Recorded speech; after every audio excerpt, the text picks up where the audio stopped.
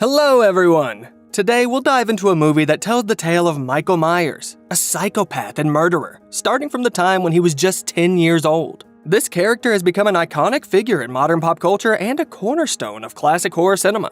Director Rob Zombie chose to meticulously portray the evolution of this maniac's personality. He immerses the audience into the life of a troubled teenager growing up in a dysfunctional family, a journey that eventually shapes him into the very embodiment of absolute evil. So get comfy and prepare for a spooky ride. This movie opens with a quote from the film's character Dr. Loomis, saying that the darkest souls aren't the ones who live in hell, but the ones who move silently among humans. The next scene takes us to the Myers home in Haddonfield, Illinois on October 31st. Up on the second floor, a young boy sporting a rather eerie clown mask is carrying his pet rat Elvis somewhere. Meanwhile, in the kitchen, his parents are having a heated argument. It's quite clear that this family is dysfunctional. The dad, Ronnie, is a crippled alcoholic. The mom, Deborah, makes a living as a middle-aged stripper. Their older daughter, Judith, is a rebellious and promiscuous teenager. The only one who comes off as a normal kid is Angel, Michael's younger sister. While Angel's crying, the parents throw a barrage of profanities at each other. Just then, Judith enters the kitchen. Deborah sends her upstairs to get her brother. Ronnie, the head of the family, makes a sleazy comment about his daughter. At his wife's outrage, he just says that she's feeling jealous of her own kid. That makes Deborah really mad.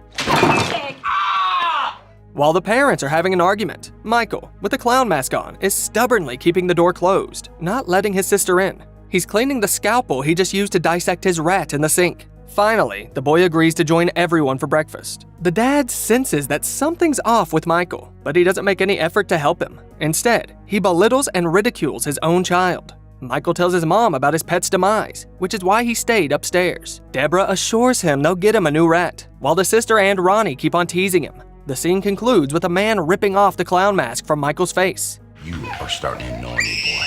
I hate you! He promises to beat his son as soon as his arm heals.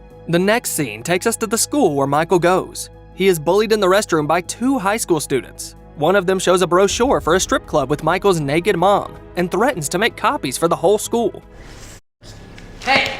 Meanwhile, the school principal walks into the restroom and tries to stop the fight, but Michael angrily snaps at him. After that, Deborah is called to the school. In the principal's office, she attempts to shift the blame onto the teachers, but the principal points out that the core issue is with her son. He brings in a psychologist named Dr. Loomis. He tells Deborah that Michael is grappling with significant psychological issues due to his history of being cruel to animals and displaying aggressive behavior. Although Deborah remains skeptical, the doctor presents solid evidence. He reveals a dead cat and a stack of photos depicting other animals that have been brutally tortured.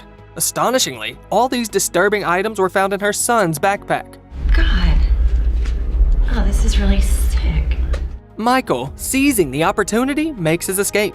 He grabs a clown mask and a bag from his locker. He then follows the boy who tormented him in the school restroom. As the bully goes into a secluded forest area, Michael swings a hefty tree branch into the boy's knees. He keeps hitting him until the bully collapses onto the dry leaves. Finally, Michael reveals his face to the victim before pulling the mask back on and delivering the final, fatal blows.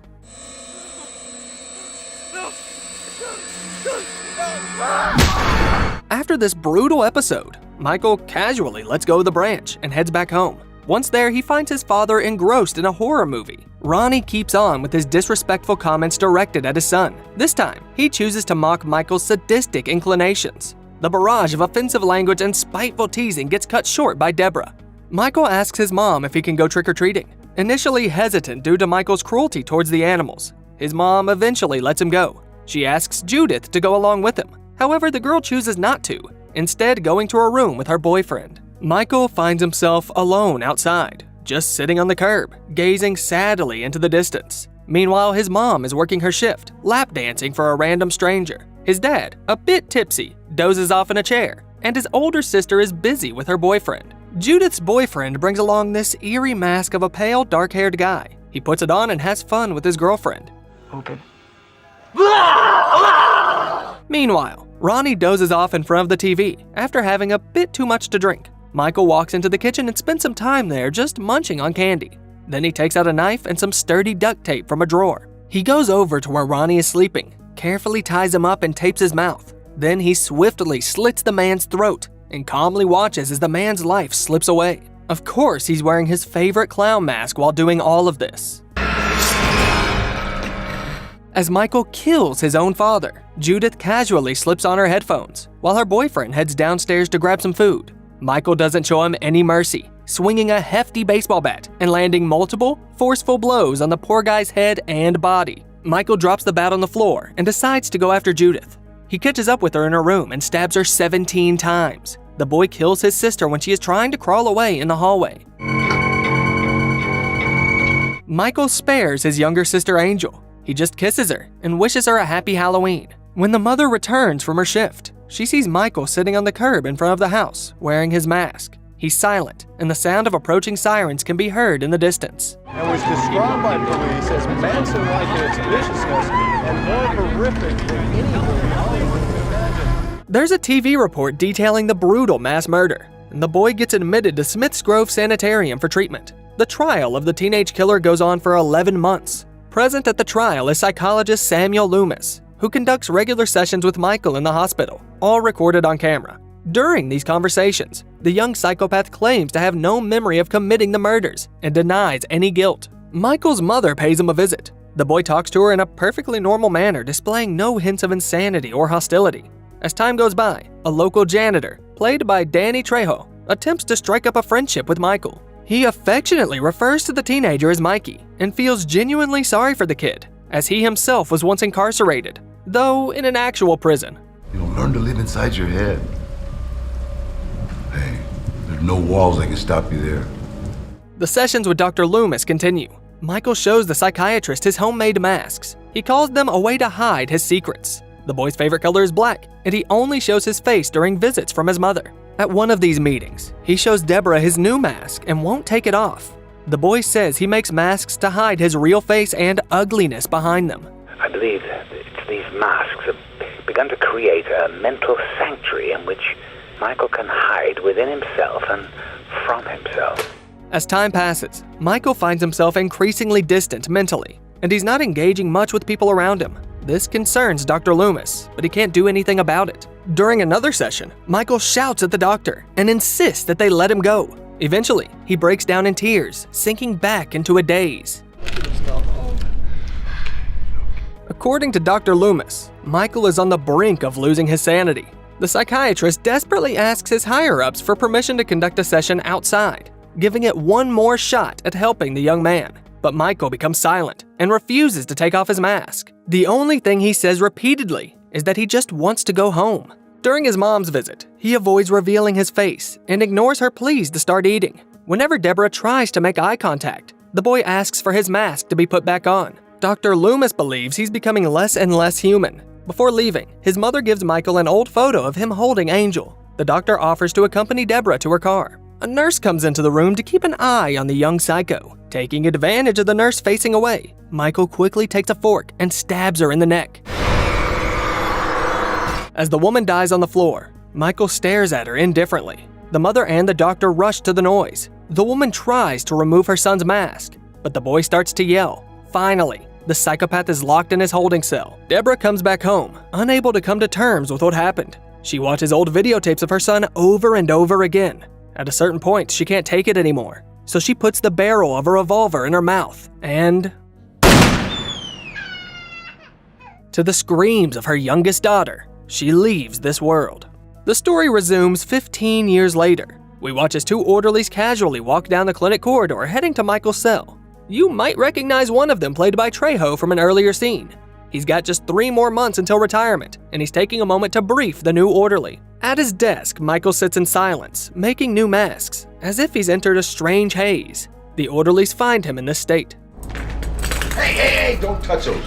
The senior orderly asks the newbie not to touch the masks hanging on the walls, but his buddy isn't too concerned and fearlessly begins to mock Michael. What do you mean you're sorry about these changes? Handcuffed Michael is taken to the session with Dr. Loomis. The doctor hasn't been able to get the psychopath to say a single word in the past 15 years. He tells his patient that he can't help him and leaves.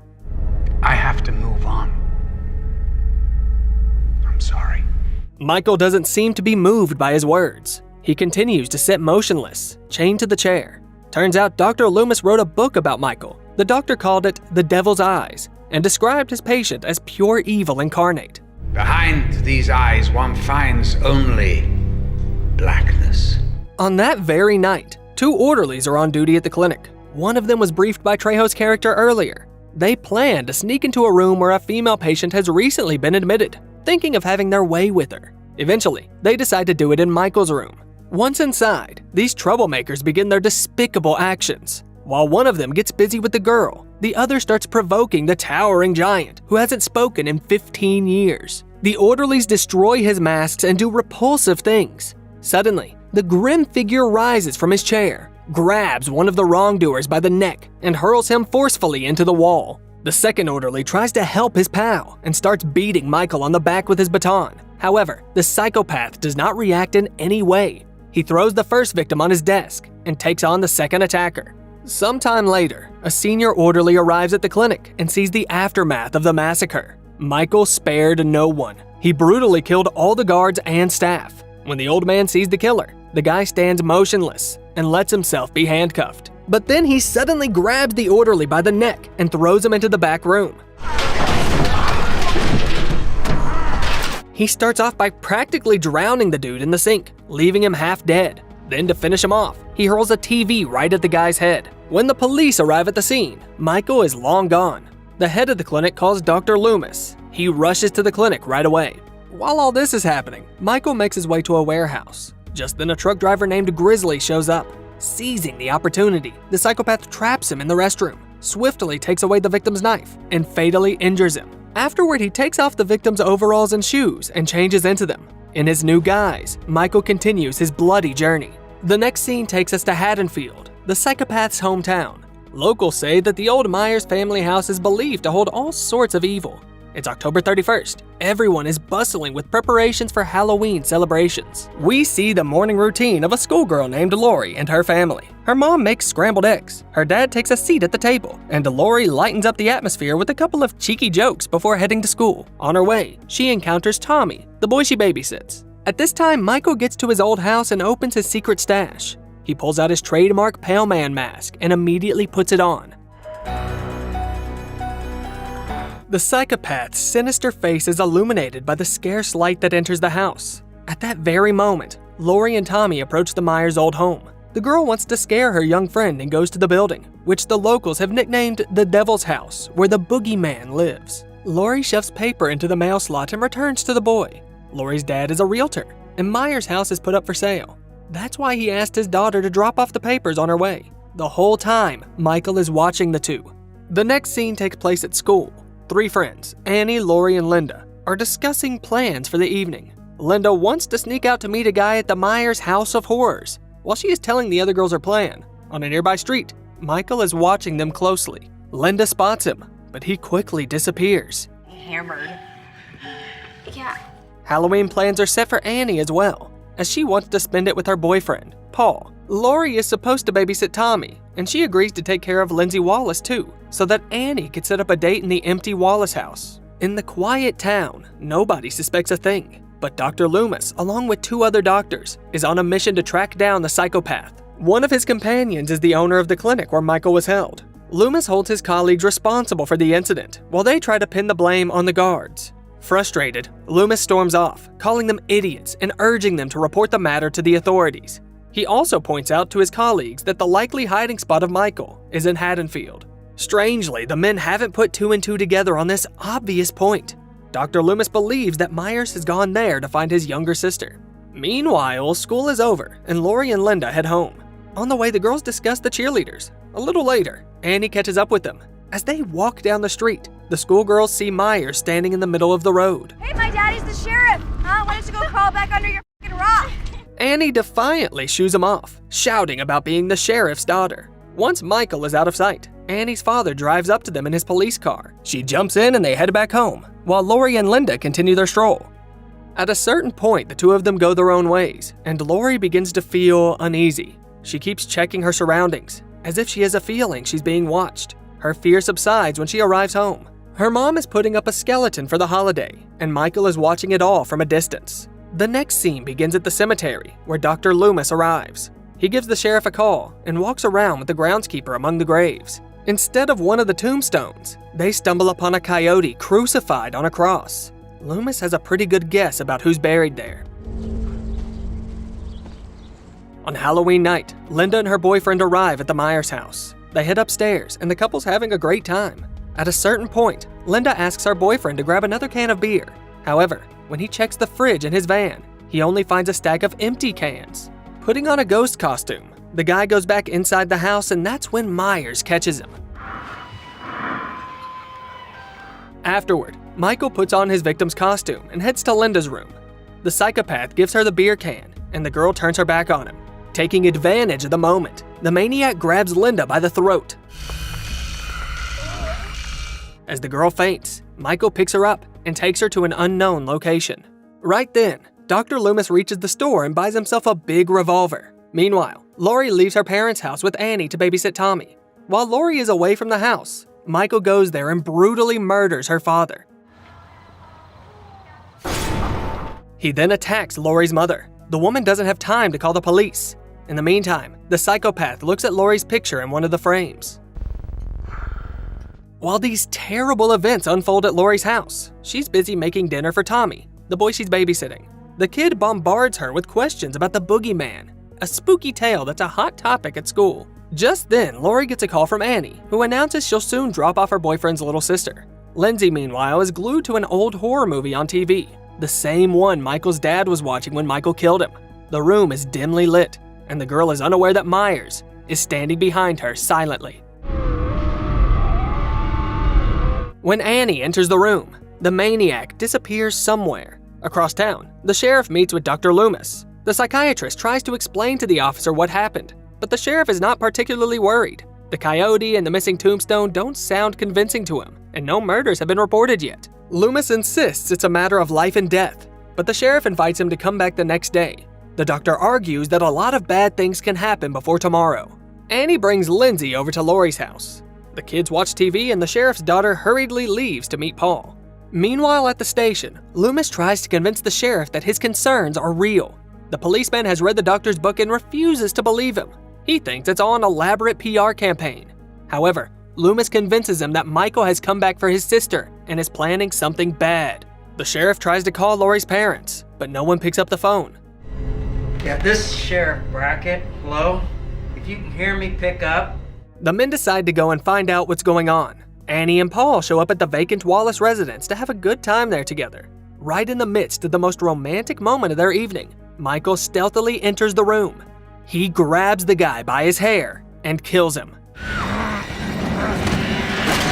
Annie screams as she desperately attempts to flee from the psychopath. However, Myers manages to grab hold of her and drag her back into the house. Annie tries to defend herself with a knife, but Michael hits her in the face and she collapses to the floor. Despite her attempt to crawl away, Michael grabs her by the leg and drags her towards the back of the house. Unaware of what's going on, Tommy, Lindsay, and Lori are watching a movie on TV at home. It comes time for Lindsay to go, and Lori decides to walk her home. Tommy is left alone. While all of this is happening, Sheriff Brackett and Dr. Loomis are in a police car, heading over to the Strodes, Lori's parents' house. The sheriff reveals that he was the one who got a call about Deborah Myers' suicide. When he got there, he found Michael's little sister. He left her at a hospital in another town without leaving any info. He never put that bit in the report, and figured that was the end of it. But turns out the Strodes went ahead and adopted the girl, naming her Lori. As Lindsay and Lori show up at the Wallace residence, they discover an injured Annie lying on the floor. Michael quietly shuts the door after his new prey and moves towards her. Seeing the blood, Lindsay rushes to call for help. Lori phones the police, and Annie yells to alert her that Michael is close. The psycho gets to Lori and pushes her. The girl runs outside and starts calling for help. Through the empty streets, she runs back to Tommy and locks herself in his house. Lindsay is also there. Myers catches up with Lori and manages to break into the house. That's when the police finally show up. The kids have locked themselves in the upstairs bathroom and are refusing to open the door even for the police officer. The second cop decides to search the rest of the house. The officers don't find anyone and ask the kids to unlock the door. Just as Lori hurries to unlock it, Myers suddenly stabs the cop in the back. The policeman slumps down the semi-transparent glass door, bleeding. Michael bursts through the door without any hesitation, and even a gunshot from the other officer doesn't stop him. When the maniac is done with the officers, he grabs Lori and carries her off to an unknown destination. Meanwhile, the sheriff and the psychiatrist enter the Wallace house and find a wounded Annie on the floor. Tommy and Lindsay come running in too. The kids tell them that they saw the boogeyman. Dr. Loomis sends them to safety and runs off to find Michael without waiting for Brackett. Lori wakes up in her old house on the floor. Linda's breathless body is also lying there. Michael enters the premises and heads towards Lori. At one point, Myers drops his knife and pulls out an old photo. It shows him and his younger sister. However, the girl doesn't recognize anyone in the photo. Then Michael takes off his mask and sits on his knees. Lori pretends she wants to help him, carefully reaches for the knife, grabs it, and stabs it into her brother's shoulder. You motherfucker! The wound doesn't stop Michael completely, but it does give Lori some time to run outside. The girl sprints a few yards and tumbles into an empty swimming pool filled with dried leaves. That's when the psychopath catches up with her. Dr. Loomis shows up and tries to get Michael to stop what he's doing. He fires shots at Michael's shoulders and back. It's only the third shot that finally brings the giant down to the bottom of the pool. Dr. Loomis takes the girl away and tries to calm her down. He puts her in the police car. As soon as the doctor gets in the driver's seat, Michael appears out of nowhere, breaks the passenger window, and takes Lori with him into the house. Loomis catches up with them and tries to convince the maniac to let the girl go. Michael, it's my fault. I failed you. Please let her go. Michael charges towards the psychiatrist, gripping his head and gouging his eyes. Using this opportunity, Lori dashes inside the house. The maniac carries the unconscious body of Loomis into one of the rooms. Trembling in the corner, Lori tries not to make a sound. As Michael searches for Lori, the girl grabs Loomis's gun. While the psycho walks past the doctor's body, he clutches his leg, trying to slow him down. Just then, the maniac's sister makes her way to the attic. Using a massive piece of wood, Michael punches holes in the ceiling. Eventually, Lori tumbles onto the floor of the second story, right in front of the balcony. It's there that her brother finds her and rushes toward her. Lori regains consciousness and shoots him in the head. Right when the psychopath grabs Lori's arm, she fires the gun. The girl, all bloody, screams, and then the scene fades out. Unlike the original movie, which mostly focuses on teenage victims, Rob Zombie's remake explores the main character's personality and the events that made him into who he is. The actor who portrayed Michael Myers in the 2007 version of Halloween stands at an impressive 6 feet 8 inches tall, making him the tallest actor to take on this role. This record holder is none other than wrestler Tyler Mane, who also played Sabretooth in X-Men in 2000. While the story was indeed gloomy, fellow actors often blamed Malcolm McDowell, who took on the role of Loomis, for making them laugh and messing up takes. Thanks for tuning in. Remember to hit that subscribe button, give us a thumbs up, and click on the notification bell so you never miss our latest videos. In the comments, tell us your favorite classic slasher villain.